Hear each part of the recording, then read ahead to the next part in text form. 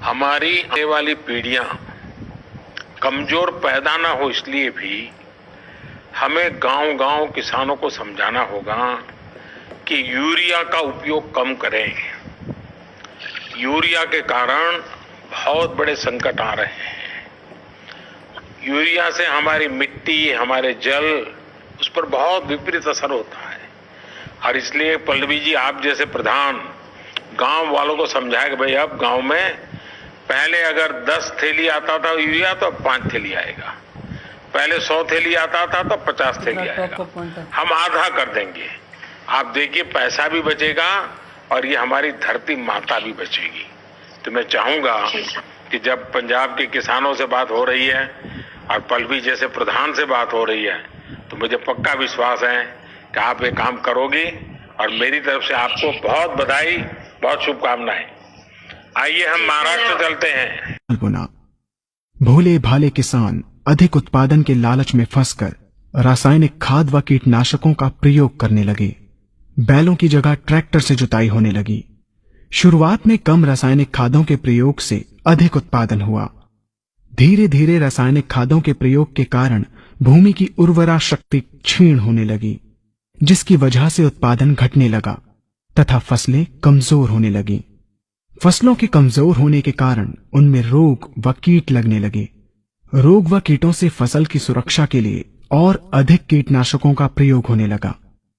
एक तरफ ज्यादा उत्पादन के लिए अधिक रासायनिक खादों का प्रयोग होने लगा, वहीं दूसरी तरफ फसलों को रोग व कीटों से बचाने के लिए अधिक विषाक्त कीटनाशकों का प्रयोग बढ़ गया, जिसके कारण उत्पादन लागत बढ़ी और किसान को लाभ कम होने लगा, बल्कि छोटे किसान कर्ज में डूबने लगे।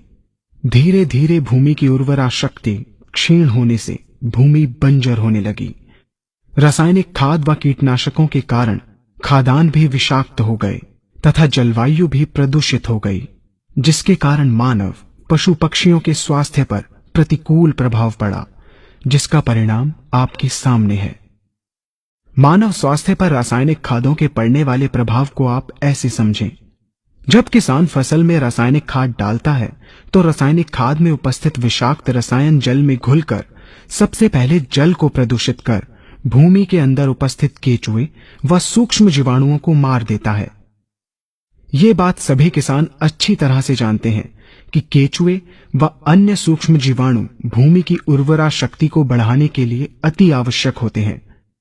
विषाक्त रसायन के कारण इनकी मृत्यु हो जाने से भूमि की उर्वरा शक्ति नष्ट हो जाती है तथा भूमि कठोर होकर बंजर होने लगती है। रासायनिक खादों के विषाक्त रसायन पानी के माध्यम से अन्य खनिजों के साथ फसल के अंदर पहुंचकर फसलों को विषाक्त बना देते हैं। बाद में जब खाद्यान्न के रूप में मनुष्य या अन्य पशु इन्हें खाते हैं तो ये विषाक्त रसायन मानव स्वास्थ्य पर बहुत ही बुरा प्रभाव डालते हैं तथा मनुष्य के अंदर तरह तरह के रोग उत्पन्न करते हैं। जब हम जैविक खाद का प्रयोग भूमि पर करते हैं तो जैविक खाद पानी में मिलकर पानी को प्रदूषित नहीं करती। जैविक खाद भूमि के अंदर उपस्थित उर्वरा शक्ति को बढ़ाने वाले जीवाणु तथा केचुओं की संख्या को तीव्रता से बढ़ाती है, जिससे भूमि की उर्वरा शक्ति बढ़ती है तथा भूमि छिद्र युक्त एवं भुरभुरी हो जाती है, जिससे वायु और प्रकाश भूमि के अंदर गहराई तक प्रवेश करते हैं, जिसके कारण भूमि में तापमान एवं आर्द्रता का संतुलन बना रहता है और फसलें मजबूत होती हैं। जैविक खाद में विद्यमान तत्व खाद्यान्न के माध्यम से मानव व पशु पक्षियों के शरीर में पहुंचकर स्वास्थ्य लाभ पहुंचाते हैं। जैविक खादों के प्रयोग से फसलें अच्छी और मजबूत होती हैं, जिसके कारण उन पर रोगों एवं कीटों का ज्यादा प्रभाव नहीं पड़ता। यदि किसी प्राकृतिक कारणवश कीटों व रोगों का प्रभाव अगर पड़ता भी है तो गौमूत्र एवं औषधीय वनस्पतियों के घोल के छिड़काव करने से फसलों को रोग एवं कीटों से बचाया जा सकता है। गौमूत्र एवं अन्य प्राकृतिक औषधियों के मिश्रण के छिड़काव से फसलों का कम लागत में बचाव हो जाता है तथा वातावरण पर भी कोई दुष्प्रभाव नहीं पड़ता। यहाँ हम आपको तालिकाबद्ध तरीके से दोनों